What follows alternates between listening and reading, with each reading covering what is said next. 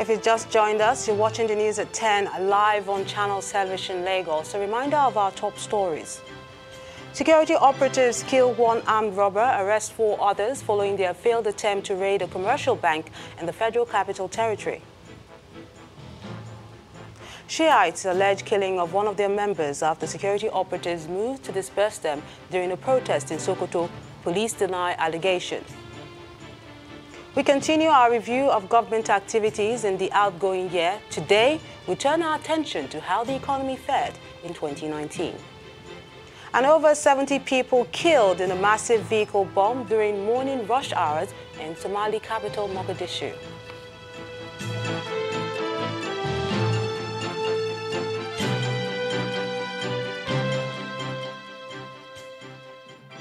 For more information on our top story and others, please visit our website. It's channelstv.com.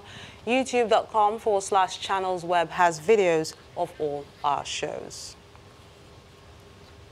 To legal matters now, a senior advocate of Nigeria, Professor Koinsola Ajayi, is asking the court to begin to reject cases involving the government, especially when any of its orders are disobeyed.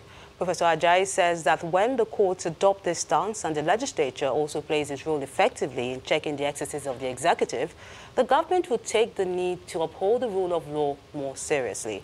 He made the comments during an interview with our judiciary correspondent, Shola Shoyeli. By Mosaic law, there's nothing the courts can do. Tooth for tooth, eye for eye, there's nothing they can do. But by the new covenant, which relies more on wisdom and knowledge rather than raw power, there's a lot that the Supreme Court can do. So the Supreme Court, for instance, needs to know, because I don't think it is assuming that role, that it's a policy court and should be providing guidance to society by, shaping the philosophy of the nation as a whole. And so the court should be more insistent that if you don't obey the order of Justice Shola in Kutuwenji, then Justice Jack would not entertain any case involving government anywhere. So whether that is prosecution or a civil case, they just refuse to entertain government. And then maybe that would begin to force government itself to do things right. And I think the other point is that the other arms of government, in this case the legislature, must rise to the occasion and hold government to account.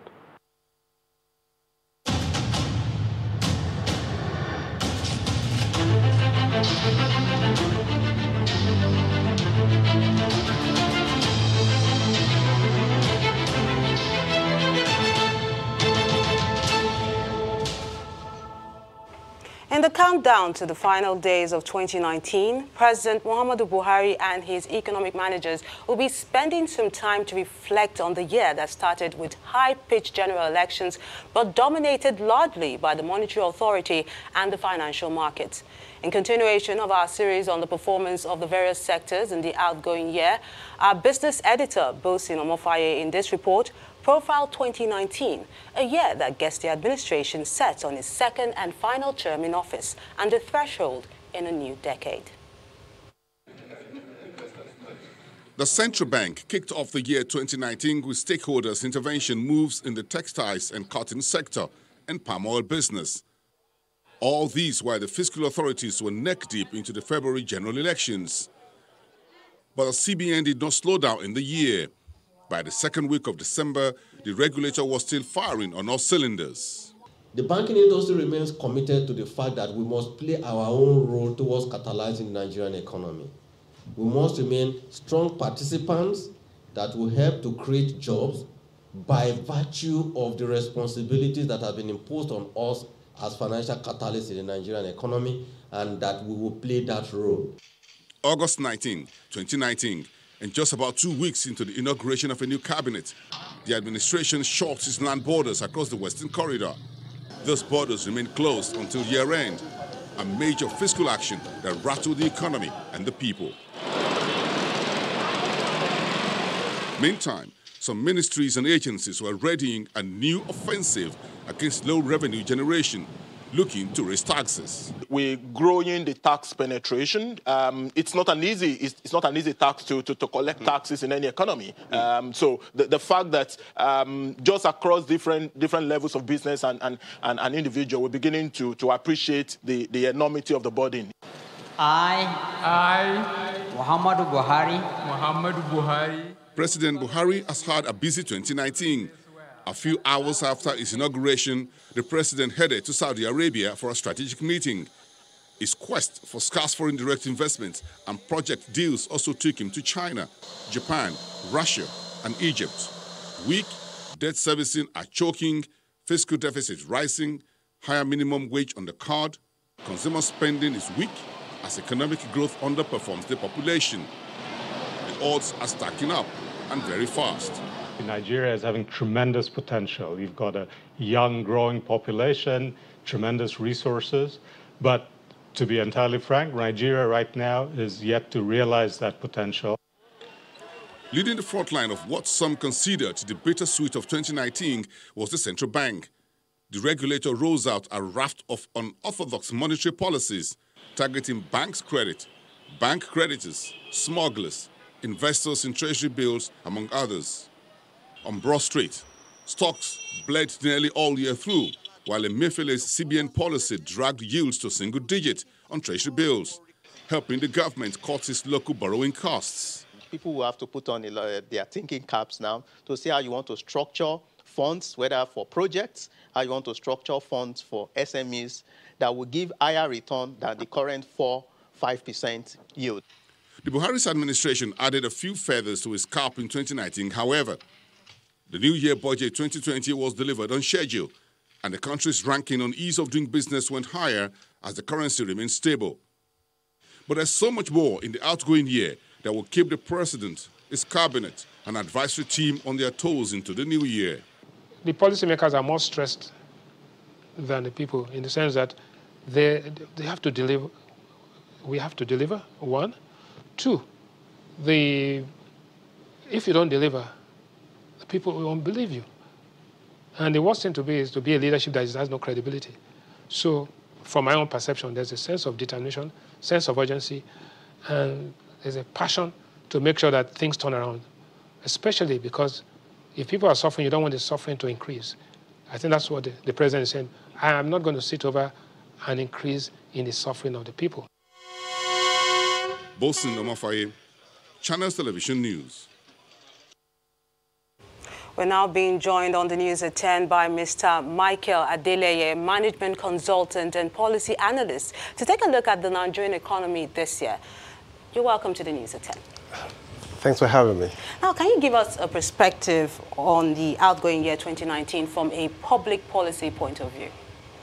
Thank you very much. I think from my own perspective, everyone would say the economy is growing, but there's something that we're actually missing out. We're not talking about the growth. There's a difference between when the economy is growing and growth inclusiveness in the economy.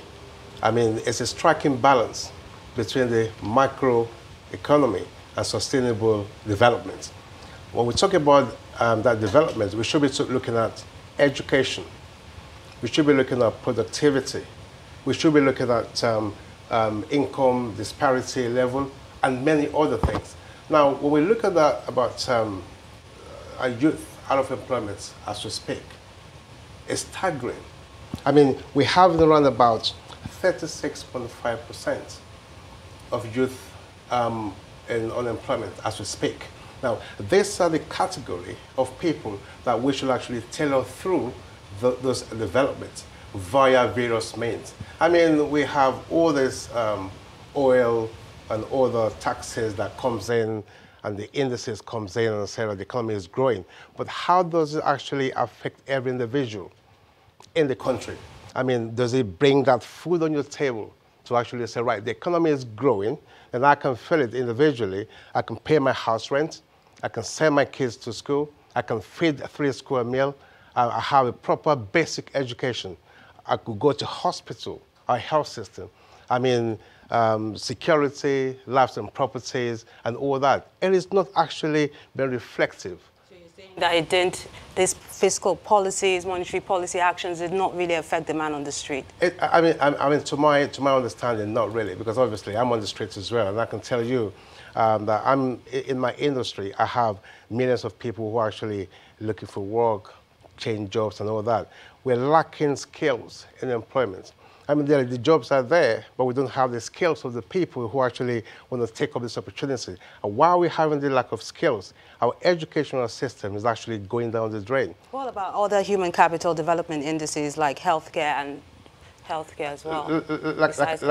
Like I mentioned, I mean, our hospitals, our public hospitals, a lot of all this, in this health sector, you have a lot of people taking advantage, going into private hospital, building different structure, caricature everywhere with non-qualified doctors and health workers. And when you go there, what you find in there is nothing to write home about.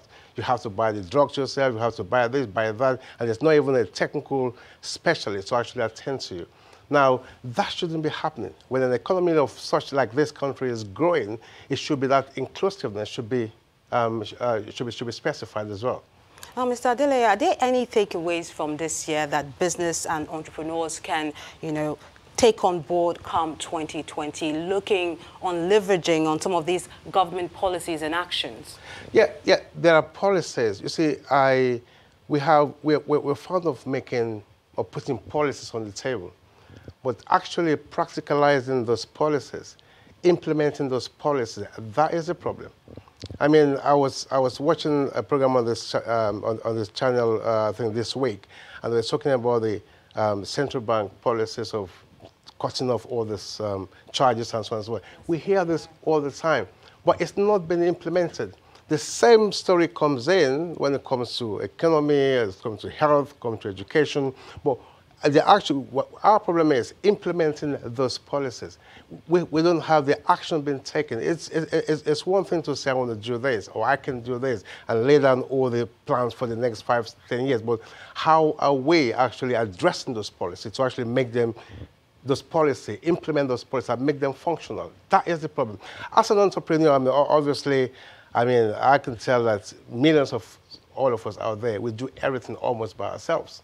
The only thing that the government does is you pay your taxes. You pay your taxes, you pay this, you pay that. But what are the inclusiveness of the government to actually aid all those entrepreneurs? How are you guiding them? What are the policies in place to actually guide them? When you have foreign investors coming in, what are the things on the table they're going to say, okay, this is what we're going to get from the government. We're going to have like all this, what they call business angels. If you have new entrepreneurs, we have all these policies around the country, development, bringing up new businesses. But when the business starts today, tomorrow it fails.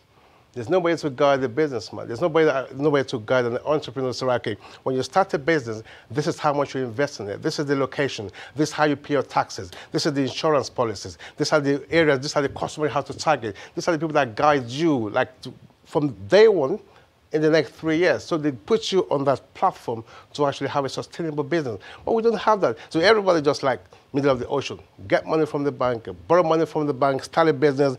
You have no direction. You think it's not, everybody wants to do business, but business is not for everyone. So obviously the government needs to do more and get everybody to ensure that every section of the society are benefiting from all this benefit and resources of the country. Management consultant, Mr. Michael Adeleye, it was a pleasure having you with us on the News at 10. Thank you very much.